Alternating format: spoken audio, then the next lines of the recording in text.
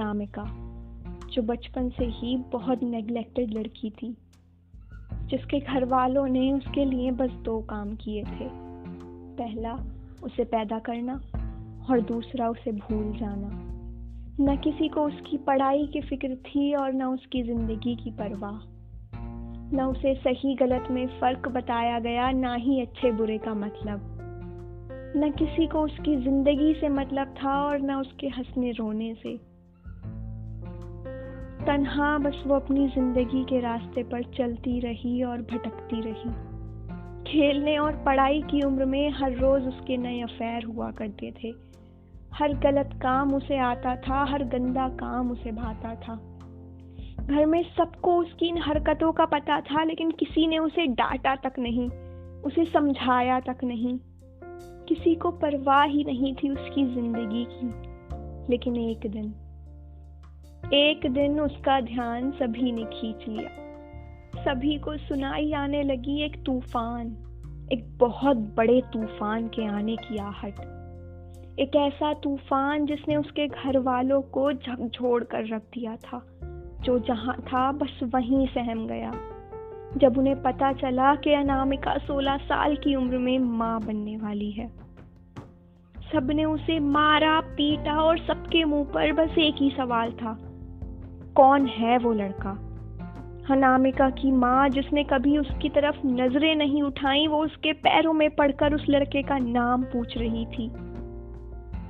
दूसरी तरफ अनामिका, जिसे अभी भी अपनी गलती का एहसास तक नहीं था, क्योंकि किसी ने उसे ये एहसास दिलाया ही नहीं। वो अपनी माँ को अलग, भाई को अलग, सबको अलग अलग लड़कों के नाम बता रही थी। फिर काफी दिनों के बाद उसने मयंक का नाम बता दिया। सब घर वाले उसी वक्त मयंक के घर गए और मयंक का जवाब सुनकर दंग रह गए। उसने कहा, क्या सबूत है कि ये मेरा होगा? इसके तो मुझसे पहले और मेरे बाद भी न जाने कितने आशिक थे। मयंक और अनामिका दोनों ही अनएजुकेटेड फैमिली से आते हैं। उन्हें मेडिकल साइंस के बारे में कुछ नहीं पता। मयंक ने कहा, ठीक है, मैं तैयार हूँ अनामिका से शादी करने के लिए, लेकिन जिस दिन मुझे ये पता चला कि ये बच्चा मेरा नहीं किसी और का है, मैं उसी दिन अनामिका को छोड़ दूंगा, क्योंकि मैं इस लड़की पर जरा भरोसा नहीं करता। अनामिका के घर वाले खुशी खुशी मान गए और घर आ गए ये सोचकर कि चलो बला टली। और अनामिका भी ये सुनकर बहुत खुश हुई कि चलो अब इस घर से उसे आज़ादी मिलेगी। लेकिन उसे नहीं पता था कि वो एक ऐसे इंसान के साथ जिंदगी गुजारने का सपना देख रही है जो न उसे प्यार करता है और न उसके किरदार पर भरोसा। घर में शादी की तैयारियां जोरों पर थीं।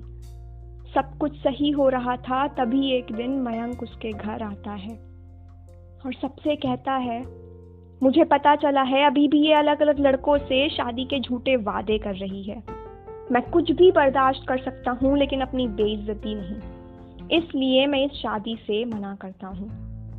सब दंग रह जाते हैं और मयंक चला जाता है। सब अनामिका को बुलाते हैं और उस 16 साल की प्रेग्नेंट बच्ची को बहुत मारते हैं। उसकी माँ उसे गंदी गंदी गालियां देती है। वो इस बार भी हमेशा की तरह चुपचाप अपने कमरे में जाती है, लेकिन इस बार कभी बाहर ना आने के लिए वो कर देती है खून अपना और उस नन्ही सी जान का। क्यों? क्या गलती थी उसकी? एक लड़की होना या एक ऐसे घर में पैदा होना जहां लड़कियों को पैदा करके भुला दिया जाता है? क्या गलती थी उसकी? ये कि उसे कभी सही या गलत बताया ही नहीं गया, या उसे कभी प्यार ही नहीं मिला और प्यार की तलाश में वो भटकती रही और फिर एक दिन सही रास्ते से ही भटक गई। जब उसने गलत रास्ते पर चलना शुरू करा तब किसी ने उसे नहीं रोका, किसी ने सही गलत नहीं बताया, और जब वो रास्ते से भटक गई तो सब आ गए उसे जज करने। अब भूले हुए रिश्ते सबको याद आ गए। अरे बिना पढ़ाए तो एक टीचर भी एग्जाम नहीं लेता, बिना रास्ता जाने तो कोई किसी के घर तक नहीं पहुंचता। फिर क्यों एक इंसान को बिना सही या गलत बताए उससे सही करने की उम्मीद की जाती है? लड़का लड़की में फर्क होता है इस मामले में। एक लड़का भटक जाए तो लोग उसे कूल कहते हैं और एक लड़की भटक जाए तो लोग उसके किरदार को गंदा। बहुत आसान है एक लड़की को पैदा करना और भूल जाना। बहुत आसान है उसे पढ़ाई लिखाई से दूर रखना, उसे सही गलत का फर्क ना बताना। जबकि उसे पढ़ाना, उसे लिखाना, उसे पालना पोसना, सही गलत का फर्क बताना, गलत कामों से रोकना बहुत मुश्किल। लेकिन ये मुश्किलें उस लड़की के लिए ही नहीं, आपके लिए, पूरे परिवार के लिए बहुत अच्छी बन जाती हैं।